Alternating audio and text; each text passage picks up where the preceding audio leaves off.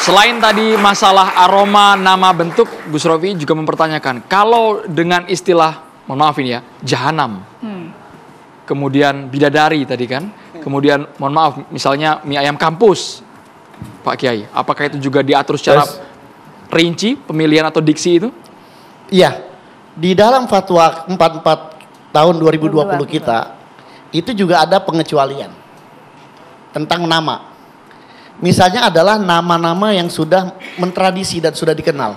Tadi Habib Zain menyebut bir peletok. Bir peletok itu pengecualian karena memang itu adalah minuman tradisional Betawi yang memang namanya bir. Tapi bir peletok begitu. Itu sudah banyak sertifikasi. Nah, tadi yang Pak Kepala Badan sampaikan, ada 150 yang di search engine gitu kan, ketemu kata wine, ketemu kata bir. Itu ternyata banyak yang itu namanya bir peletok. Nah, ini yang pegiat media sosial kita berterima kasih atas temuan mereka, tapi juga tidak digeneralisir. Ya begitu di search engine ada bir, oh semua berarti ini ada kok ada bir gitu. Padahal di situ ada bir peletok. Dan bir peletok memang disertifikasi halal dan itu banyak yang kita sudah sertifikasi halal. Wine misalnya. Tidak kalau kita search engine wine, itu pasti akan ketemu di si halal itu kata wine, W-I-N-E. Ya, tetapi wine di situ bukan minuman dan bukan rasa juga, sebab ada warna namanya red wine. Ya, ada lipstick produk dengan nama red wine. Ya, merah wine, ada merah delima, ada merah marun, ya kan? Nah, red wine itu tidak masalah karena itu bukan nama dari produk, bukan rasa dari produk. Diksi tadi, Pak Kiai, diksi tadi jahanam, kenapa iblis. Kalau bir peletok diizinkan yang lain tidak boleh? Ada yang lain. Kalau misalnya bakso, bakpao, bakpia, itu itu kan sebetulnya babi kalau bentuk bahasa Chinese. Seperti orang mau pakai minuman bir 0% kalau bir peletok boleh? Nah, kalau bir peletok itu tidak ada alkoholnya. Ya, bir 0, intinya nggak ada alkoholnya. Boleh apa nggak pakai nama bir? Tidak ada alkoholnya. Dia minuman. Pakai merek nama bir. Kalau dia bukan minuman tradisional yang sudah mentradisi seperti bir peletok begitu, tidak boleh. Kalau bir peletok orang sudah tahu ketika menyebut bir peletok ya itu adalah minuman tradisional. Minuman tradisional. Nah, ya berarti ada pengecualian kan begitu. Makanya itu pertama, saya ada sebutkan ada beberapa pengecualian. Ya. Jadi ada pengecualian tadi ya yang sudah bernama. Kedua pengecualiannya itu ya tadi yang tidak terkait dengan makanan minuman tadi seperti ada red wine tadi. Ya. Itu bukan bukan wine. Begitu. Karenanya ketika search engine lihat menemukan kata wine, kata bir gitu harus diperiksa lagi lebih dalam. Dibuka itu SH-nya, sertifikat halalnya itu jenis produk apa tuh. Gitu. Jenis produknya lipstick atau jenis produknya makanan minuman. Gitu. Nah, seperti itu. Nah, Yai berarti ngapunten. Tadi kan saya menyampaikan, saya mungkin karena tidak tahu, karena saya ini pelanggan rawon setan kan. Nah, yang menjadi masalah itu kan nama ternyata. Tapi kalau saya adalah zat kan gitu Yai. Namanya apapun namanya, tetapi kalau zat sudah melalui tahapan-tahapan dan dinyatakan halal, maka dia harus halal bunyinya. Nah, sekarang pertanyaannya Yai, apakah rawon setan itu mendapat sertifikasi halal? Terus kalau misalnya yang punya rawon setan atau mie iblis atau kopi jahanam, jahanam itu kan panas ya, neraka jahanam. Itu memang strategi marketing ya. Nah, jadi menurut Yai, ketika rawon setan, mie iblis, mie judes, mie genderuwo, dia mengajukan sertifikasi halal, tapi zatnya halal, produknya halal dan sudah diteliti melalui lembaga-lembaga terkait. Bagaimana menurut pandangan MUI? Ngapunten ya. Iya. Jadi kalau dia mengandung nama-nama kekufuran, kemaksiatan dan juga pornografi seperti iblis, setan, ya ada rawon setan di Surabaya, ya itu kita tidak katakan itu haram, tapi juga tidak kita katakan itu halal, karena untuk mengatakan itu halal kita harus ada proses audit dan kemudian ada fatwa. Nah, tetapi produk tersebut tidak bisa disertifikasi. Kalau mau disertifikasi, silakan diganti namanya menjadi rawon malaikat misalnya. Menang dong rawon bidadari. Kalau merek, kalau oke, Ya, Bang Nara, silakan, mau Bang nanya? Nara. Gini, Bang Nara? coba kita nggak bicara masa lalu loh. Kita masa depan, ke depan. Saya kalau mendengar cerita dari ketua badan, kepala. Badan penyelenggara, saya jadi pengen lihat ke depan. Bagaimana kalau ribuan, 60 juta berapa tadi permintaan tadi, kemudian kemudian mendapatkan sertifikat halal. Lah sekarang nih, saya penasaran nih, bagaimana kalau makanan, minuman yang tadi disertifikat halal, kemudian mensponsori, membiayai acara yang non halal. Saya contohkan nih, di Solo belum lama ini heboh juga. Karena festival makanan halal yang menyponsori adalah kecap yang memiliki sertifikat halal. Bagaimana itu? Mau apa? Kepala badan silahkan. Halo, saya uji nih bertanya nih. Ya saya kira tidak merubah substansi. Saya pikir ya nggak ada masalah. Nggak Ya, hukum itu ada pada perbuatan. Ya. Yang kita lakukan fokus adalah sertifikasi halal. Ya kan? Contoh, ada produk yang sudah sertifikasi halal. Tapi ternyata produksi tersebut adalah produk Israel atau berafiliasi dengan Israel dan dia membantu Israel. Kan sama ya komparasinya kira-kira. Ya. Nah, bagaimana terhadap produk tersebut? Produk tersebut makannya, perbuatan makannya itu halal karena untuk dimakan halal. Tetapi karena dia makan itu, keuntungannya untuk menjadi peluru buat saudara kita yang di Palestina, nah maka itu bermasalah. Ya, jadi masalahnya bukan masalah sertifikat halal. Sertifikat halalnya tidak bisa dicabut. Itu memang halal. Dua kasus yang berbeda. Seorang itu produk dua hal yang halal berbeda. terus ngasih bantuan orang lain. Gitu. Nah, jadi berbeda antara makanannya Dengan dia membantu orang jahat. dengan dia membantu. Dengan Terjawab lah ya. sponsorshipnya. Nah, saya jawab dulu. Karena saya bilang kecap yang memiliki sertifikat halal membantu, nama acaranya adalah festival makanan non halal. Kan jelas sekali itu. Yang sertifikasi halal memsponsori acara yang non halal, ada tulisannya di backdropnya. Kecapnya tetap Dua hal yang halal. berbeda ya. Nah ini dulu yang biarmu yang jawab. Iya, kecapnya halal. Tapi perbuatan produsen tadi membantu sponsor yang tidak halal itu tidak Lain menjadi kasus haram. Itu perbuatan dia membantunya itu yang menjadi masalah.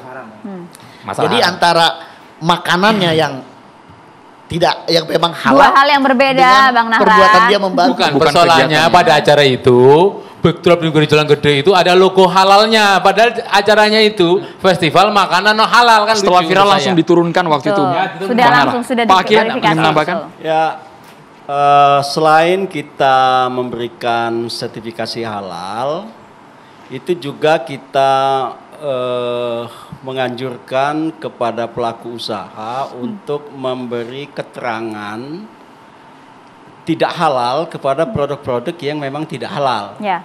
Jadi kan kita yang mengatur produk-produk yang wajib bersertifikasi halal, ada juga produk-produk yang dikecualikan dari kewajiban bersertifikat halal. Satu. Kemudian yang kedua, ada sertifikat halal, ada keterangan tidak halal atau non halal, atau diberi simbol-simbol yang menunjukkan makna bahwa itu tidak halal. Karena konsumen kan punya pilihan. Bagi konsumen yang ingin mengkonsumsi yang halal, silakan mengkonsumsi yang halal. Kalau konsumen ingin konsumsi yang memang itu adalah bagian dari Produk haram. bahan yang apa yang memang dia konsumsi, misalnya daging apa ya, dan minuman mungkin saya nggak tahu ya, ya pelaku usaha harus memberi penjelasan. Seperti saya kemarin di Jepang, saya lapar banget nih, susah cari makanan halal. Saya lari ke rumah makan Pakistan, saya sama teman-teman saya. Asumsi saya rumah makan Pakistan Pasti itu halal. halal. Tapi dia stop. No halal, gitu, no halal gitu. Suruhnya pergi. Ya. Kejujuran pedagangnya, Pak. Itu adalah pelaku usaha, pelayan usaha yang jujur, Pak. Sekarang kita ingin pelaku usaha Indonesia mau Juga jujur seperti apa itu. tidak. Kalau dia tidak halal, kasih tahu dong, ini tidak halal. Kasih simbolnya apa, ini tidak halal. Itu adalah diatur juga di dalam regulasi kita gitu. Jadi bukan hanya sertifikat halalnya saja, tapi dia memberi keterangan, memberi penjelasan secara terbuka kepada masyarakat, ini tidak halal, ini halal. Bukan Jadi masalah BPJBA cuan juga aja sudah ya. mengedukasi Bang Novel. Saya melihat di sini ada kelucuan aja loh. Ini seperti ada kompetisi antara MUI dan lembaga apa tadi yang satu lagi Departemen Agama. Seperti yang satu Islami, yang satu nggak Islami ya. Waktu di saat Departemen Agama memberikan izin halal, MUI seperti, oh saya nggak tanggung jawab. Loh, kenapa dengan harus bahasa itu? Seperti agama itu bukan Departemen Agama, bukan Islam. Jadi ada statement-statement MUI yang harusnya apa? Nggak perlu apa ya, membenturkan itu masyarakat. Jadi dua-duanya juga lembaga keislaman. Dan kita yakinkan, rakyat nggak perlu ragu. Andai kan dari Departemen Agama menghalal, selesai ikut. Dan kalau nanti dibenturkan persaingan, seperti persaingan apa ya, maaf lagi loh. Ini kan jutaan barang ini. Duitnya berapa itu? Nanti orang berpikir ke situ aja. Jadi jangan dikesankan apa ya, lucu lah kalau saya lihat ini seperti berapa ribu gitu ya. Orang atas saja lah. Baik, seperti apa yang saya nyatakan di awal, ini kan tentang edukasi. Lawan edukasi adalah penyesatan. Ketika seseorang sudah membiasakan dengan nama-nama yang buruk, seperti tadi Kiai Aminuddin juga sebutkan, bahwa Yupi saja yang berbentuk cecak, itu bisa anak-anak nanti memakan cecak. Ini juga nama-nama yang buruk, wine ataupun tuak dan lain sebagainya, ini akan menggiring penyesatan kepada khususnya Gen Z ini.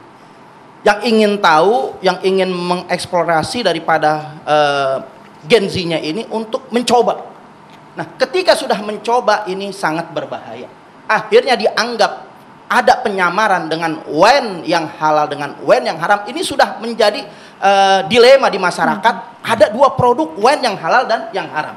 Ini sangat menyesatkan. Dan kalau sudah menggeser, ini ada promo-promo yang ditunggangin oleh produk-produk yang haram untuk mereka mendapatkan legitimasi bahwa wine itu nanti sudah seperti biasa dan masyarakat nggak awam dan mereka anak-anak muda ini akan terjerumus ke sana. Ini penyesatan. Makanya MUI memberikan edukasi, memberikan arahan pendidikan itu bagus untuk masyarakat ini jangan sampai terjerumus kepada penyesatan. Dan ingat, Gen Z ini adalah sasaran tembak daripada produk-produk haram. Karena kenapa? Sudah lebih daripada 23% Gen Z ini sudah mengkonsumsi daripada produk-produk halal. Bang, ini Gen Z semua bang ini bang. Nah ini. Nyimak. Betul. Ya. Nah saya juga menyampaikan, hati-hati kalau sudah masuk produk haram, apalagi ini kita fokus, ini masalah minuman. Kalau bukan masalah minuman keras, itu mungkin clear. Tapi ini masalah minuman keras. Masalah minuman yang haram, masalah minuman yang beralkohol, itu nggak pernah clear. Karena namanya sudah identik dengan yaitu minuman yang sangat memabukkan, minuman yang sangat minuman sangat haram. Dan jangan dibilang nggak bisa menuju kepada kekafiran gara-gara minuman. Ingat, Syekh Barseso itu adalah kiai besar. Boleh dikatakan ilmunya bisa jalan di atas air, boleh dikatakan seperti itu. Akan tetapi dia dibujuk oleh seorang setan yang untuk dia melihat ada seorang yang waliullah yang ibadah, dia kepengen seperti itu, kata setan. Nah, kalau itu udah lulus ujian, kalau lulus ujian minum bir dulu. Pak Kiai. Begitu sudah minum minuman keras, akhirnya dia berzina, akhirnya dia membunuh anak zina, akhirnya dia melakukan maksiat dan akhirnya ketika sudah mau mati, dia datang setan membujuk untuk menyembah setan. Akhirnya peminum minuman keras ini akhirnya mati kafir. Pak Kiai Aminuddin langsung Sejauh itu dipanggil. nggak sih Pak Kiai? Silakan Pak Kiai. Baik. Jadi saudara-saudara sekalian, persoalan sertifikasi halal itu adalah satu persoalan yang orang melihatnya mungkin sederhana. Tadi Habib Zaid mengatakan kenapa enggak yang disertifikasi yang haram saja. Justru persoalannya adalah yang ini tidak jelas apakah ini halal atau haram yang beredar itu. Saya dulu mengajar di IPB Bogor, ada profesor daging. Saya tanya, Anda Prof kuliah S1 di mana? S1 Fakultas Pertanian IPB, S2 di Cambridge di Amerika. Jurusan apa? Jurusan daging. S3 di Australia, jurusan daging. Saya ketawa. Ini kok S2, S3 sampai profesor daging. Ternyata orang seperti ini penting. Kenapa? Karena sekarang daging apa saja bisa diolah menjadi sosis, menjadi bakso, menjadi abon, menjadi kornet, menjadi apa saja yang aroma, rasa, bentuk, rupa sama dengan daging sapi. Daging babi, daging tikus, daging apapun bisa diolah, direkayasa dalam bentuk yang seperti itu. Belantara masalah halal. Karenanya itu tidak sulit menentukan daging itu halal atau tidak. Daging bakso itu daging apa? Itu kan sudah banyak kejadian. Satu. Bahkan sampai air mineral, air putih. Air mineral dalam kemasan. Anda lihat, bisa ada logo halalnya. Kenapa air putih harus dihalalkan? Tanpa belajar fikih juga tahu semua air putih halal. Ya. Tetapi ketika air putih, ya, air ini sudah dimasukkan dan diolah menjadi air dalam kemasan, air minum dalam kemasan seperti ini. Ini ada proses filterisasi menggunakan karbon aktif. Karbon aktif itu bisa menggunakan batok kelapa, tapi bisa juga menggunakan tulang hewan. Nah, tulang hewan apa? Hewannya hewan halal atau tidak? Ini persoalan sekarang. Air putih sudah jadi persoalan halal, Bib. Gitu. Saya bingung, Kiai. Ini kerjanya ilmu ini kayak apa nih capeknya? Oh, Nah, itu dia. Bentar dulu Pak, Itulah. jutaan item. Ini kerjanya cuma ngasih merek aja atau besok dicek lagi? Begini. Begini maksud saya, Kiai. Ini terlalu banyak item yang Begini, Bib. Ini kan kita saya bingung, kerjanya saya nggak mampu. Nah, itu dia. Belum Bahasan lagi, ini memang nggak akan ada habisnya. belum lagi makanan, Kiai. Habib Zain, Ada lagi apa? Pak Kiai. Ada lagi apa? Bentar, Pak Zain. Ada lagi apa? Juga Logistik. terlalu banyak juga yang kita bingungkan juga karena banyak juga yang mau lewat. Kita kasih jeda dulu, saat lagi kami akan kembali untuk Anda. Bapak-bapak, terima kasih banyak sudah hadir di Catatan Demokrasi. Saya Andromeda Mercury. Saya Maria Segaf, kita berdua pamit. Pemirsa, kita jumpa lagi di Catatan Demokrasi minggu depan. Sampai jumpa.